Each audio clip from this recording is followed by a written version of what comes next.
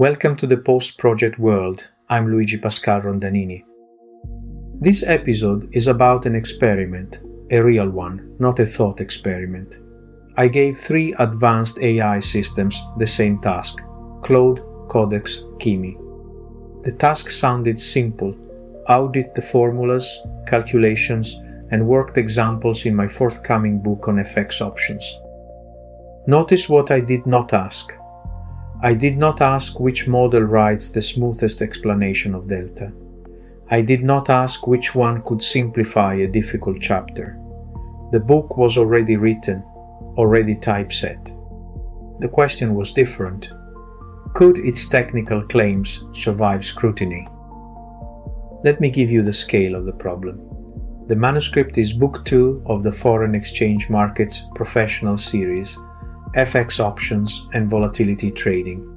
The current pre-publication build runs to 764 typeset pages, 30 chapters, roughly 470 formula and equation objects, around 235 worked examples, over 200 tables, about 150 figures.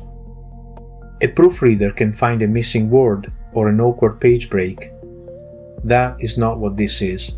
A technical auditor must determine whether hundreds of mathematical and financial objects agree with the prose, the assumptions, and the interpretation surrounding them. That is not a reading problem. That is a systems problem. Here is the thing most people miss about a technical book. It looks like a document, a sequence of chapters, paragraphs, and equations. Operationally, it is something else entirely. It is a network of dependent representations. A paragraph introduces a market convention, an equation formalizes it, a worked example supplies the inputs, a calculation produces a result, a table presents that result, a figure illustrates its behavior. A closing paragraph explains what it means economically. The thing being published is not the prose, it is the alignment of the whole chain. Text, convention, formula, inputs, calculation, table or figure, interpretation. And the defect can occur at any transition. The formula can be correct while the worked example uses a different maturity. The arithmetic can be correct while the result is expressed per unit volatility and the prose interprets it per volatility point. A payoff diagram can be perfectly accurate at expiry and completely wrong as support for a statement about pre-expiry value. Domestic and foreign rates can be defined correctly at the top of a chapter and quietly reversed in a later equation. Each component looks credible in isolation. The system as a whole is wrong. That was the real audit target, not isolated correctness, semantic and numerical alignment across representations. My early prompts got this wrong. I asked the models to review one chapter at a time, and that instruction quietly invites editorial behavior. The model reads a difficult passage, infers what the author probably meant, and produces a cleaner version. It usually sounds better, sometimes it is better, but it is not an audit. An auditor must resist rewriting until the original claim has been identified and tested. The exact statement, the formula under review, the stated inputs, the applicable convention, the independent calculation, the discrepancy, the proposed correction, and every other location touched by the same defect. A rewritten sentence conceals the history of a defect. A findings register preserves it. A fluent explanation asks for confidence. A reproducible calculation permits challenge. So how did the 3 models actually behave? Claude first.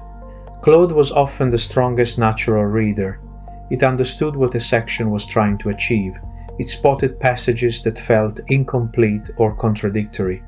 It was especially useful where material had been damaged by repeated conversion between Markdown, Word, PDF, and LaTeX. Its rewritten explanations were frequently excellent. That was also the problem.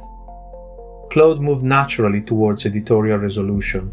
It inferred the intended meaning and repaired the prose before building an evidential chain. The chapter got cleaner. But polish is not proof. And in a technical finance book, an elegant correction can be more dangerous than obvious corruption. Once a wrong statement has been made fluent, readers have fewer reasons to question it. Claude remains an excellent explanation and editorial layer. I still use it for conceptual clarity and restructuring. I would not use it as the sole control mechanism for a whole book mathematical audit. Codex next. Codex was better at operating on the machinery.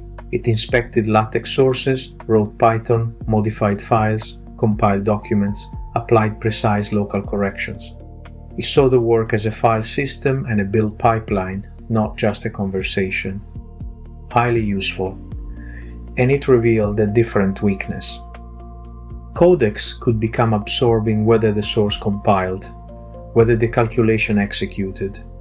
But successful execution does not prove that the calculation corresponds to the prose. A script can correctly calculate forward delta while the chapter claims to demonstrate spot delta. A table can be reproduced perfectly from code, while both the code and the table use a different maturity from the example. This is the difference between syntactic execution and semantic admissibility. The fact that something can be calculated does not establish that it is the correct thing to calculate. Then Kimi. Kimi approached the exercise differently. I gave it the complete typeset PDF, the LaTeX source, the figures, previous chapter reviews, the book's technical conventions, and the detailed audit protocol. Inspect every page visually. Compare rendering with source. Identify every material formula and worked example. Reproduce the calculations in Python. Distinguish confirmed errors from editorial preferences. Assign severity and confidence. Maintain a master findings register. Write progress to disk continuously. The difference appeared quickly. For Chapter 2, Kimi produced a deterministic Python script with 35 audit assertions, premiums, break-evens, payoff values, time decay relationships. And here is a subtlety worth sitting with. A passing test did not always mean the book was correct. Some assertions were deliberately designed to prove that a suspected defect existed. A mature audit process distinguishes between a printed value independently confirmed, a suspected error disproved, a defect successfully demonstrated, and a result that remains unresolved. Chapter 3 was the more revealing test.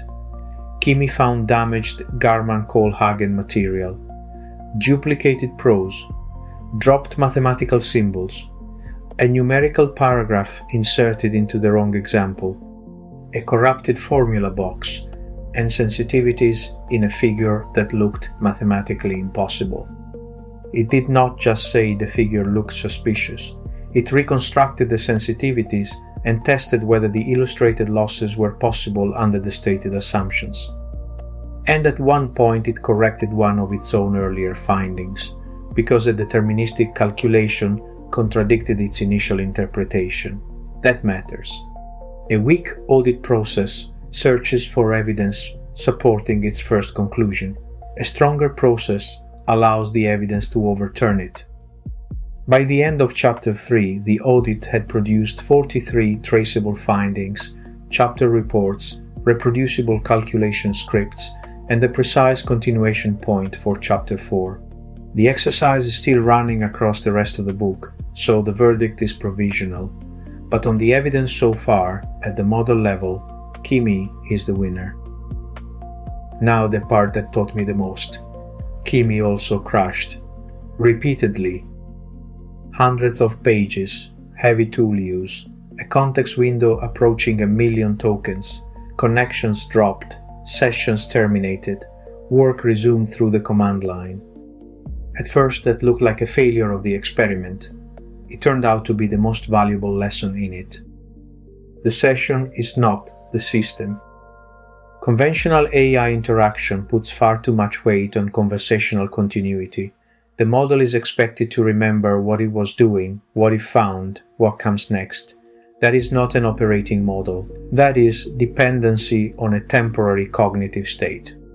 The audit became resilient only when the agent was instructed to write durable artifacts, a master findings register, chapter audit files, calculation scripts, and their outputs, extracted text and rendered images for every page, a coverage ledger, and a state file containing the exact recovery point.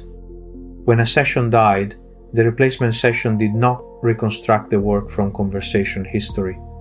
It read the state from disk and resumed from the first incomplete page, equation, example, table, or figure. The agent performed the work. The control plane preserved the work. Autonomy without state, evidence, and recovery is not operational autonomy. It is extended improvisation. There were two kinds of memory in play, and they are not the same thing. My orchestra memory layer preserved the wider context, why the book exists, the professional standard it has to meet, the conventions already established, earlier failures by other models, the relationship with the rest of the series. The local workspace preserved the execution state, which pages had been inspected, which findings had been saved, where the next session should resume. Orchestra remembered why the work existed. The file system remembered what had been completed. Semantic memory without execution state produces intelligent repetition. Execution state without semantic memory produces efficient work that drifts away from its purpose. A functioning machine-mediated organization needs both, and the control plane must preserve the relationship between them. One principle became non-negotiable during this work. The model explains. Tools calculate. A language model can identify the relevant convention, interpret a result, explain why a discrepancy matters. It should not be trusted to perform material financial arithmetic from conversational intuition. The calculation must be reproduced by deterministic software with visible inputs, formulas, assumptions, intermediate values, tolerances, and pass or fail conditions. This division of labor is not a concession to model weakness, it is governance. The model is strongest where interpretation is required. The deterministic tool is strongest where reproducibility is required. The control plane decides which form of output is admissible for each part of the task. And in derivatives this matters more than almost anywhere else, because a number can be plausible and still be economically wrong. Determinism does not remove judgment, it makes judgment inspectable. So, who won? For conceptual reading and prose, Claude. For file operations and calculation infrastructure, Codex. For the combined audit of prose, formulas, examples, figures, and rendered pages, Kimi. But Kimi did not win because it possesses some magical mathematical certainty. It won because it was placed inside a better governed process.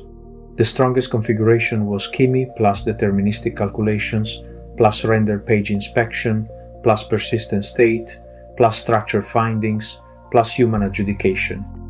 Remove those controls, and the output becomes another persuasive conversation. The model can change, the evidence must survive it. Which brings us to the question everyone asks: can an AI model be trusted? Wrong level of analysis. The useful question is this: what claims is this model permitted to make? What evidence must accompany them? And what system ensures the work remains recoverable and reviewable? Trust should not be assigned to a model as a general property. It should emerge from an operating architecture. In this audit, narrative conclusions required traceable findings. Numerical conclusions required deterministic reproduction. Visual conclusions required page inspection. Interrupted work required durable checkpoints, and material corrections remain subject to human adjudication. That is governance as infrastructure. It does not prevent the agent from acting. It is what makes meaningful autonomy possible. Now step back and look at what this experiment actually was. A traditional audit of this book would involve a quantitative reviewer. a senior FX options practitioner, a technical editor, a fact checker, a proofreader, a typesetter, a project manager, and the author, coordinated through meetings, spreadsheets, tracked documents, marked up PDFs, and email chains, organized as a temporary project. The AI-based approach did not eliminate those responsibilities, it redistributed them. Claude contributed interpretation, Codex contributed execution, Kimi contributed audit orchestration, Python provided deterministic calculation, rendered pages provided visual evidence, the findings register provided traceability, Orchestra preserved intent, and the author retained adjudication authority. That is the post-project world in miniature. It does not mean work becomes unstructured or that projects simply disappear.